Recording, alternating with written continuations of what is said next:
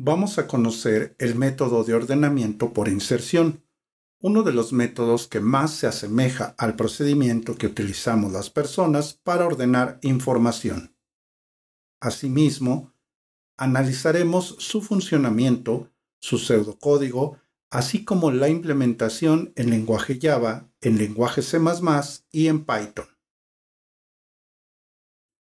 Este método de ordenamiento se llama ordenamiento por inserción, ya que se toma un valor de los elementos a ordenar, se compara con sus predecesores y se inserta a su izquierda en la posición que le corresponda. Este método de ordenamiento se asemeja a la forma en la que las personas podríamos ordenar un juego de cartas. En primer lugar, se debe considerar que este método de ordenamiento va a comparar un elemento con sus predecesores a la izquierda. Por tal motivo, el primer elemento del arreglo o colección se puede omitir, ya que a su izquierda no existen elementos para comparar. Veamos cuál es el funcionamiento de este algoritmo. Cada uno de los elementos se va a comparar con todos y cada uno de sus predecesores a la izquierda. Si el valor que se está comparando es menor con alguno de ellos, habrá un intercambio de posiciones. Otra característica importante a resaltar es que en cada recorrido siempre se compara el mismo valor, sin importar si ha cambiado de posición o no. De esa manera, se asegura que dicho valor quede ordenado respecto a sus predecesores.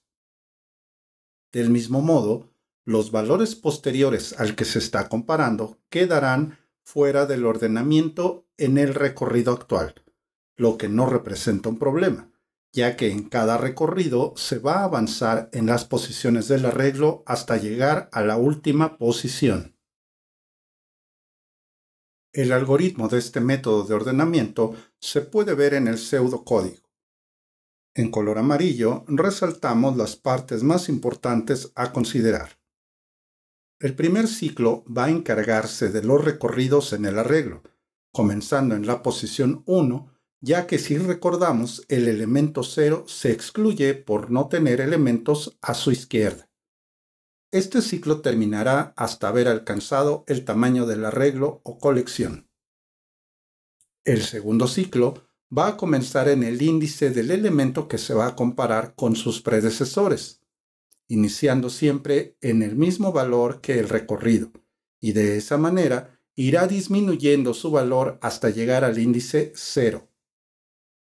Para saber si se debe realizar un intercambio, la condición comparará si el valor en el índice actual es menor a su predecesor, en cuyo caso deberá realizar un intercambio. La implementación del pseudocódigo en lenguaje Java se puede apreciar en pantalla, así como la salida del programa se puede verificar en el resultado en consola. En él se puede apreciar la similitud del programa con el pseudocódigo anterior. Asimismo, la implementación en lenguaje C++ es muy similar a la implementación en Java, con algunos ligeros cambios para poder imprimir el arreglo en consola y la sentencia que calcula el número de elementos en el arreglo, ya que a diferencia de otros lenguajes de programación, los arreglos en C++ no tienen un método integrado para conocer su tamaño.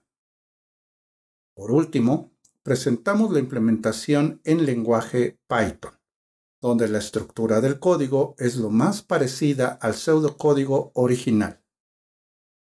En este ejemplo, se hace uso de la librería NumPy para simplificar el manejo de los arreglos. Así que antes de probar este código, se debe verificar que se tiene instalada dicha librería. La implementación en código de los métodos de ordenamiento utilizan diferentes ciclos para poder realizar su tarea. Y aunque en la mayoría de los ejemplos se utiliza el ciclo for, también es posible utilizar otros ciclos como el while. En este ejemplo, se puede apreciar la implementación en Java del método de ordenamiento por inserción utilizando un ciclo while, donde se confirma que se puede emplear cualquier tipo de ciclos y combinarlos para obtener el mismo resultado. La implementación en lenguajes C++ y Python muestra también que al cambiar el tipo de ciclo, las condiciones que lo controlan también deben cambiar, ajustándose dependiendo de las necesidades y apegándose a las reglas del método de ordenamiento. Este método de ordenamiento por inserción ofrece un rendimiento óptimo si se considera su facilidad de implementar en diferentes lenguajes de programación. Resulta un método un poco más complejo que el ordenamiento de la burbuja, pero a cambio se ofrece una reducción significativa en el número de operaciones necesarias para ordenar un conjunto de datos.